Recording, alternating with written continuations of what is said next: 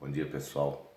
Eu sou o professor Gutenberg e hoje eu quero dividir com você e estudar com você as vozes verbais.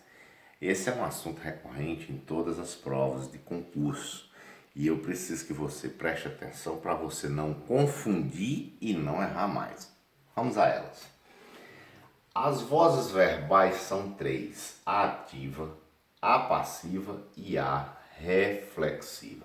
A voz ativa é aquela em que o sujeito da construção é agente da ação verbal. A voz passiva é o contrário, é que o sujeito recebe a ação verbal, é paciente da ação verbal. E a voz reflexiva é quando o sujeito é agente e paciente ao mesmo tempo da ação verbal. Agora vamos às nuances aqui. Veja, na voz ativa, o professor usou o livro. O professor é o sujeito, então ele praticou a ação verbal sobre o objeto direto. Então, aqui é bem claro.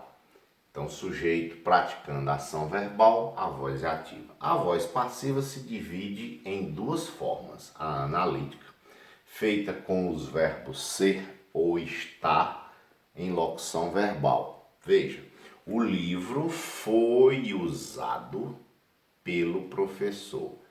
Perceba que o objeto direto da ativa passa a ser o sujeito na voz passiva analítica.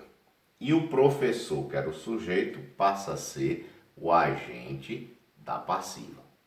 Certo? Isso aqui é muito interessante para que você não erre. Na voz passiva sintética, não existe a figura do agente da passiva. Então fica, usa-se o livro. O livro é o sujeito. Você pode transformar a voz passiva sintética na voz passiva analítica. Veja, o livro foi usado. Então pronto, aqui estão os dois modos de voz passiva. Na voz reflexiva, veja, ela se olhou. Um verbo só pode ser considerado que está na voz reflexiva se a ação puder ser praticada ou dirigida a um outro ser. Veja só, ela se olhou. Ela pode olhar um outro ser, como também pode se olhar. Então aqui, esse se indica reflexividade. O sujeito praticou a ação verbal e recebeu a ação verbal normalmente. Então veja que o se, ele é um objeto direto. Porque ela olha, quem olha, olha alguma coisa ou para alguma coisa. Então aqui ela olhou para si mesma, não é verdade? Então olhou para si. Então veja bem, e eu quero aqui trazer para você uma dica bem boa. Não confunda voz passiva com passividade. Gutenberg não entendi. Claro, eu vou lhe explicar. Veja, ele recebeu um tapa, vamos dizer aqui, da namorada. Namorada. Perceba, quem pratica a ação verbal? Ele, o sujeito, ó, ele recebeu. É tanto que o verbo está concordando com o sujeito. Ele praticou a ação verbal, porém a passividade do tapa foi dada sobre ele. Então, na realidade, quem praticou a ação verbal foi o sujeito. Agora, a passividade foi causada pela namorada. Então, não confunda isso. Nessa estrutura, o verbo está na voz ativa. Certo?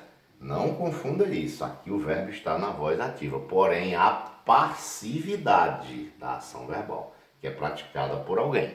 Certo? Então, e nesta outra, ela se arrependeu. Veja se esse se é igual àquele de cima. Ela se olhou. Veja, eu disse que o verbo pode ser considerado na voz reflexiva quando você pode praticar uma ação em direção a outra pessoa. E aqui, ela se arrependeu. Você pode se arrepender, mas você pode arrepender alguém? Não. Você pode fazer com que alguém se arrependa. Então este se, ele nem pode ser pronome apassivador, nem também parte, pronome indeterminador do sujeito. Por quê? Porque o sujeito aqui é ela. Ele só pode ser o quê?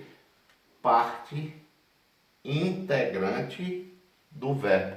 São aqueles verbos ditos pronominais. Então, essa era a informação que eu queria trazer para você hoje, para com que você fique esperto, acompanhe isso com afinco, porque isso cai muito nos concursos, certo?